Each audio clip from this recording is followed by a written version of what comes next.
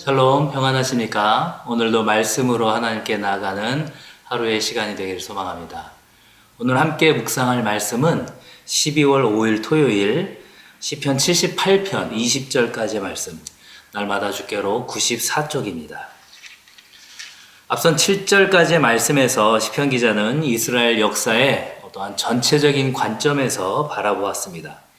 이제 시인은 역사 속에 있었던 중요한 한 가지 사건을 말하고 있는데요. 바로 이스라엘의 12지파 중에 하나였었던 에브라임 지파가 가나안 정복 전쟁 중에서 패배했던 이야기입니다. 이 에브라임 지파의 전쟁 이야기를 9절에서는 이렇게 이야기하고 있죠.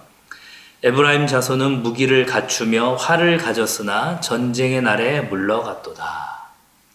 온갖 강력한 무기를 가지고 있었고 또 최고의 군수들이 있었지만 전쟁에서 패배하고 적들을 피해서 도망치게 되었다고 시인은 말하고 있습니다.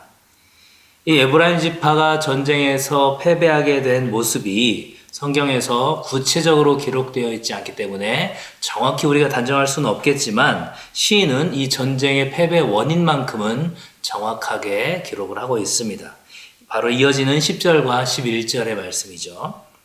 그들이 하나님의 언약을 지키지 아니하고 그의 율법 준행을 거절하며 여호와께서 행하신 것과 그들에게 보이신 그의 기이한 일을 잊었도다. 북이스라엘을 대표하는 이 에브라임 지파가 가나안 정복 전쟁에서 패배한 것이 그들의 전력이 약하거나 전술이 나빴기 때문이 아니라 하나님과 맺은 언약을 지키지 않았고 율법을 따르지 않았기 때문이라는 것입니다.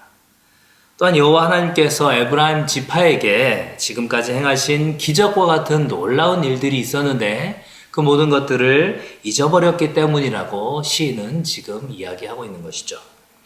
사랑하는 여러분, 우리는 어떻습니까? 우리의 삶을 한번 돌아보길 원합니다. 우리의 삶의 이 영적 전쟁에서 가장 필요한 것이 무엇일까요? 그것은 매 순간 하나님의 말씀에 순종하고 그 구원의 은혜를 찬양하며 지금까지 나에게 행하신 그 놀라운 기적과 같은 사건들을 잊지 않는 것입니다. 이제 시인은 에브라임 지파를 포함한 출애굽 세대가 경험했던 놀라운 일들을 열거하고 있습니다. 이 10가지 재앙으로 애굽의 신들을 꺾으셨고 특별히 마지막 10번째 재앙에서는 어린 양의 피로 이 장자의 죽음을 넘어가게 하셨죠. 홍해바다를 가르셨고 낮에는 구름 기둥으로 밤에는 불 기둥으로 인도하셨습니다. 또한 메마르고 황량한 광야에서 물을 마시게 하셨고 또 반석에서 시냇물이 흐르게 하셔서 그 물줄기가 강처럼 쏟아져 나오게 하셨습니다. 하지만 그러한 기적들을 경험했던 출애굽 백성들이 하나님께 반응한 모습은 어떠했습니까? 오늘 본문 17절입니다. 그들은 계속해서 하나님께 범죄하여 메마른 땅에서 지존자를 배반하였도다. 여기서 가슴 아픈 표현이 나오죠. 계속해서 라는 단어입니다. 계속해서. 하나님은 끊임없이 당신의 능력을 베푸셨지만 그럴 때마다 계속해서 지속적으로 출애굽 백성들도 하나님 앞에서 범죄하였다라는 것이죠. 출애굽 백성들은 하나님의 인도하심을 그야말로 날마다 경험했습니다. 만나와 메추라기로 먹이시는 하나님을 만났고 또 사막에서 생수가 흐르게 하시는 그 하나님의 능력을 마주했습니다. 하지만 그들은 감사와 만족을 모르는 민족이었죠. 이 막대 먹은 아이처럼 보채면서 투덜거리는 이 출애굽 백성들은 하나님께서 왜 이 사막에서는 괜찮은 음식을 주시지 못하는 거냐고 그렇게 불평을 했습니다. 바위를 쳐서 물을 내시고 시냇물이 폭포수처럼 떨어지게 하시는 그 능력의 하나님께서 왜 예전에 우리가 애굽에서 먹었던 것처럼 그렇게 갓 구운 빵과 그렇게 맛있는 고기는 주시지 못하느냐고 하나님께 원망하고 불평했던 것이죠. 이러한 그들의 모습을 시인은 18절 하반절에서 이렇게 표현하고 있습니다. 그들의 심중에 하나님을 시험하였으며, 여기서 이 심중에라는 말은 어쩌다 한번 우발적으로 하는 것이 아니라 의도적으로 그랬다라는 것입니다. 출애굽 백성들은 아주 의도적으로 하나님 능력이 있으면 한번 해보시던가요? 이런 식으로 아주 하나님께 도발적으로 말하고 있는 것이죠. 이 출애굽 백성들의 모습은 하나님의 능력에 대한 의심과 불신으로 보이지만 근본적으로 그것은 하나님의 사랑에 대한 불신이었습니다. 하나님의 사랑을 믿지 못하는 것이죠. 하나님께서 끝까지 우리를 사랑하시고 포기하지 않으신다라는 믿음이 없었던 것입니다. 그렇기 때문에 날마다 하나님의 그 인도하심을 경험했지만 그 놀라운 동행의 경험은 출애굽 백성들의 삶에 실제가 되지 못했습니다.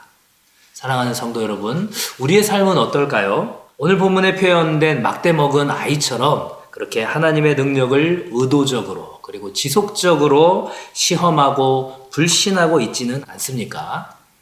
우리가 인식하든 그러지 못하든 간에 하나님께서는 지금 이 순간에도 우리와 함께 하고 계십니다. 그것을 인식하기 위해서는 우리는 매 순간마다 예수님을 바라보아야 하죠.